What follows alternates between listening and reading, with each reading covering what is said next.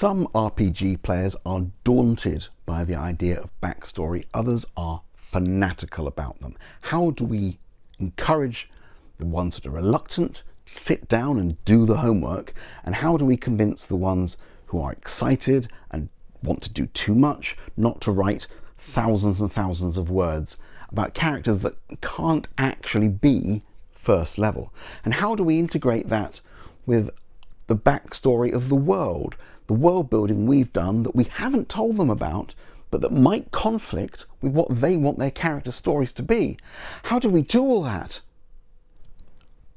I don't. I say no world building, no backstory. And it's been glorious.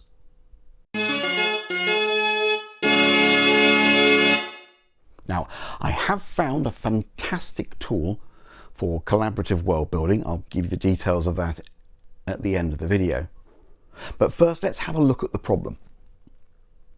Some people just don't want to write backstory.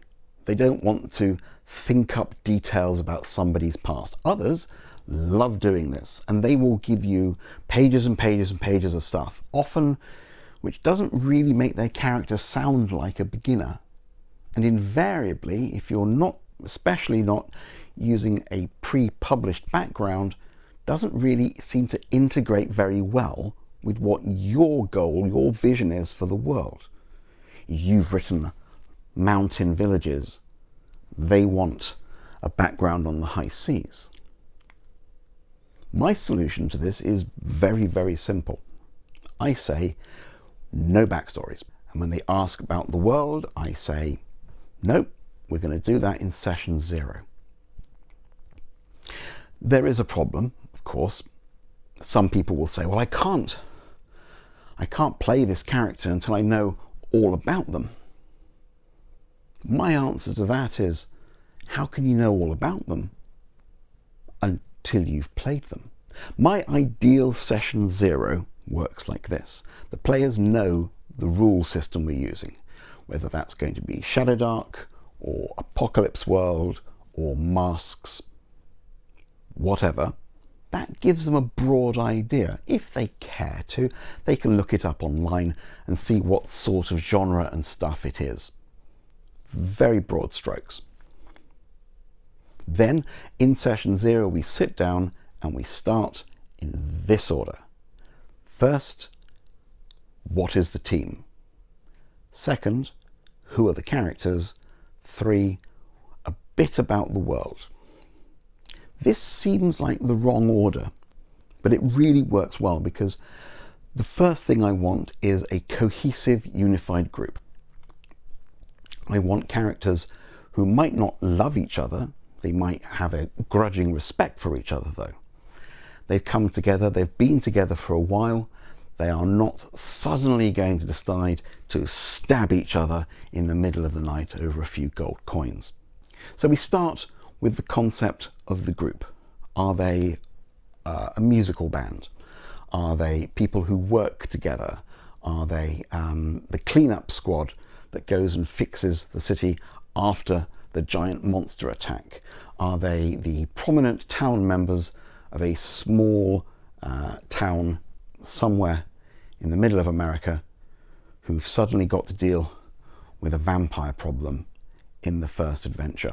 Are they teenage superheroes who happen to be at the same school but have known each other for years before and after they got their powers? What is the concept for the group? Once that's done, we can move on to who those people are, and they have to fit into the group. And people will talk about this. They'll say, well, if you're going to play that, what if I play this? Oh, well, if that's your character, what if I'm your sister? What if I'm your parent? What if I'm the teacher? Suddenly, we have a group that has a way to work together, that has stereotypical ways of behavior based on the relationships they can fall into and details of who that group is. Then finally we get to the world building and we do as absolutely little as possible to get us into the first adventure. We don't need to know the name of every person in the village. We don't need to know the name of every street in the city. We don't need to know yet how big the country is. What we need to know is, where are we right now and what are we fighting against? Because session 1 is going to be straight into the action. I have a video about that up here. Go and have a look at that. Once that's done, we do the first session.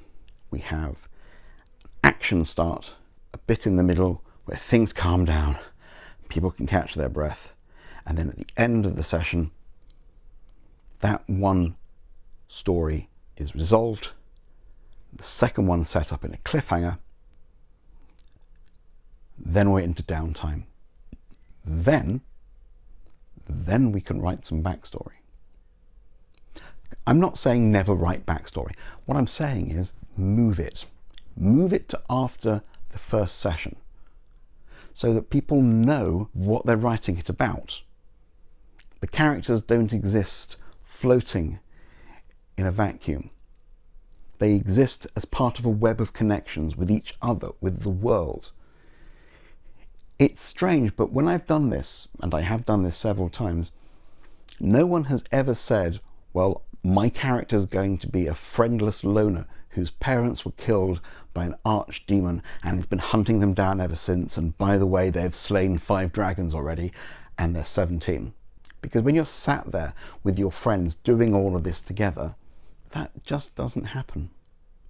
And when you've got people working together on their stories, rather than 4 individual sets of backstory, suddenly you don't have loners forced together working on different goals. Suddenly you have a shared story, a common goal. It all weaves together. If you have a player who's really good at backstory, maybe your other players will say, well, can you write some of mine for me? I'll edit it and we can do it together. Now, I did say I had a fantastic way for collaborative world building. This comes into that. But before I get there, you've watched this far. Click subscribe. I assure you the other videos are almost all exactly like this. Give it a go. Try it. It's so much less work. It gets rid of one of, for me, the big hurdles of starting a campaign. I haven't got to do a lot of prep that's then going to end up not being used. When the players decide, well, now we're together, we want to go in this direction, not the one you wrote. Okay. For collaborative world building, the thing I found that works brilliantly is a game called Lexicon. It's a wiki writing game. So if you Google Lexicon Wiki RPG, it will be one of the first couple of hits. I'll put a link in the description below, and I'll do a video about it shortly. But it is a way for your players, not as their characters, to write the backstory of the world together, looking back on it from a historical perspective, like they are scholars in the future, being able to riff off of each other's ideas. It works brilliantly for world building. Thank you for watching this one though. See you next time.